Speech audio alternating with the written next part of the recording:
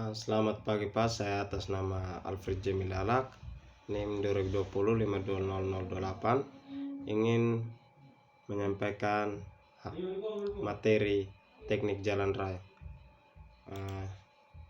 Sejarah jalan raya. Jalan purbakala atau early roads.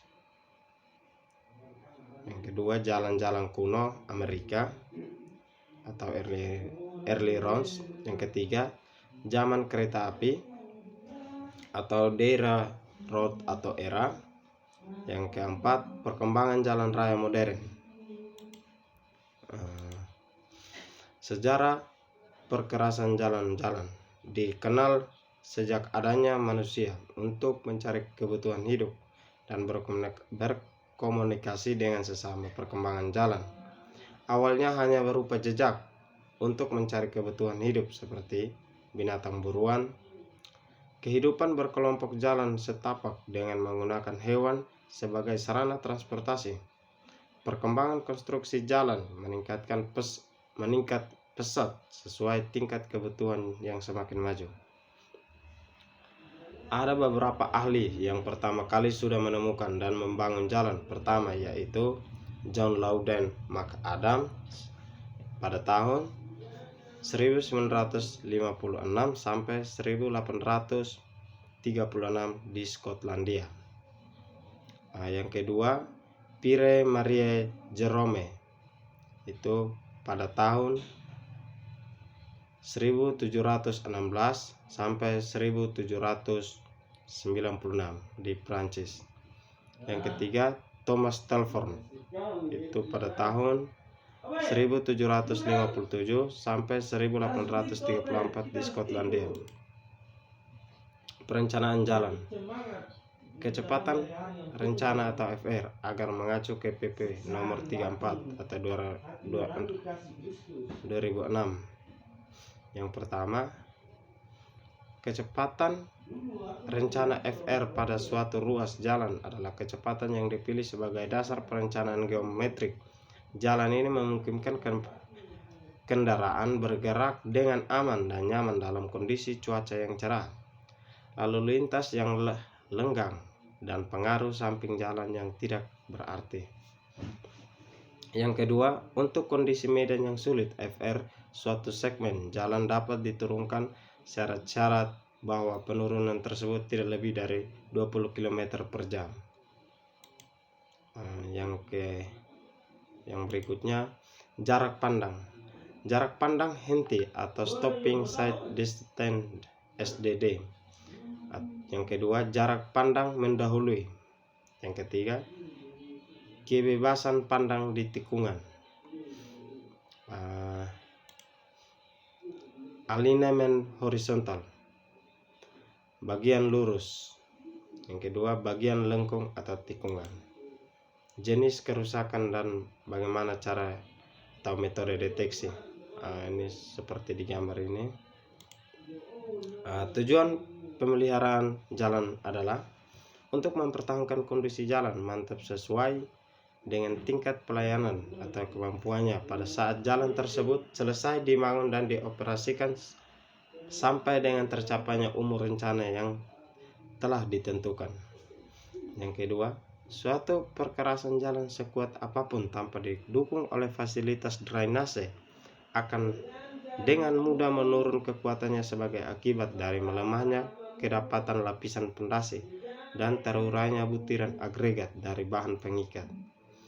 Menurut FHWA 2004, dua pengertian terkait dengan manajemen dan pemeliharaan perkerasan.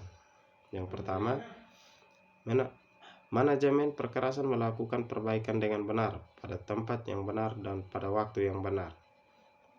Yang kedua, pemeliharaan perkerasan melakukan perbaikan ringan pada perkerasan yang masih baik untuk menjaga agar kondisinya tetap baik. Mengapa perkerasan jalan rusak di sini?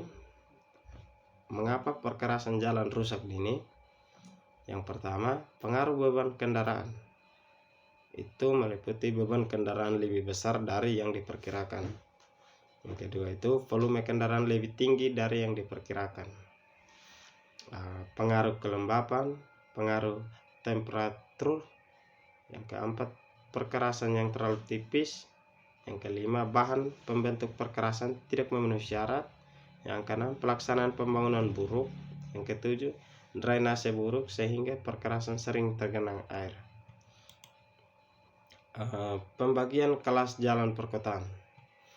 Menurut Undang-Undang Nomor 28 Tahun 2004 tentang jalan, kebijakan pembangunan jalan bertujuan untuk yang pertama itu ketertiban dan kepastian hukum dalam penyelenggaraan jalan. Yang kedua, peran masyarakat dalam penyelenggaraan jalan. Yang ketiga, peran institusi penyelenggaraan jalan secara optimal dalam pemberian pelayanan kepada masyarakat. Yang keempat, pelayanan jalan yang handal dan prima serta berpihak pada kepentingan masyarakat, sistem jaringan jalan yang efisien dan efektif guna mendukung terselenggaranya sistem transportasi jalan yang terpadu. Yang keenam, pengusahaan jalan tol yang transparan dan terbuka. Berikutnya, alinyemen vertikal. Alinyemen vertikal terdiri atas bagian lurus dan bagian lengkung. Bagian negatif dan lurus dapat di landai positif atau tanjakan, atau landai negatif atau turunan, atau landai nol atau datar. Lengkung vertikal dapat berupa lengkung cekung atau lengkung cembung. Yang kedua, perubahan alinyemen vertikal di masa yang akan datang sebaiknya dihindarkan. Kelandaian maksimum. Yang pertama, perbatasan kelandaian maksimum dimaksud dengan memungkinkan kendaraan bergerak tanpa kehilangan kecepatan, yang berarti. Yang kedua, tabel kelandaian maksimum yang sesuai dengan VR. Perencanaan drainase permukaan jalan. Pengertian: sistem drainase merupakan serangkaian bangunan air yang berfungsi untuk mengurangi atau membuang kelebihan air dari suatu kawasan ke badan air, sungai, dan danau atau tempat perserapan buatan. Dalam merencanakan sistem drainase jalan berdasarkan pada keberadaan air permukaan dan di bawah permukaan, sehingga perencanaan drainase jalan dibagi menjadi drainase permukaan, drainase bawah permukaan. Hal-hal yang perlu diperhatikan pada perencanaan drainase permukaan diuraikan sebagai berikut. Itu yang pertama, plat route atau jantan di peta topografi. Yang kedua, inventarisasi data bangunan drainase. Yang ketiga, panjang segmen saluran. Yang terakhir, luas daerah layanan. Selebihnya ini materi yang saya sampaikan. Selebihnya saya ucapkan terima kasih.